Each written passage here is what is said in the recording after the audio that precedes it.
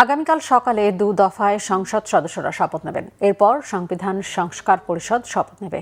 সবশেষ বিকেলে শপথ নেবে মন্ত্রিসভা। সরকারের সব ধরনের প্রস্তুতি রয়েছে বলে জানিয়েছেন নতুন মন্ত্রী পরিষদ সচিব নাসিমুল গনি। তার উপর বড় দায়িত্ব পড়েছে, অতীতে যেভাবে কাজ করেছেন সেভাবেই কাজ করবেন। সব দায়িত্বই চ্যালেঞ্জের মতো বলেও মন্তব্য তার। সচিবালয়ে সাংবাদিকদের কাছে তিনি এসব মন্তব্য করেন। এর আগে সকালে নাসিমুল গনিকে মন্ত্রী পরিষদ সচিব হিসেবে নিয়োগ দিয়ে জনপ্রশাসন মন্ত্রণালয় প্রজ্ঞাপন জারি করে। দুই দফায় আপনার সংসদ সদস্যদের শপথ হবে। একটা তো তারা সংসদ সদস্য হিসেবে শপথ নেবেন, তার পরবর্তীকালে এই যে আমাদের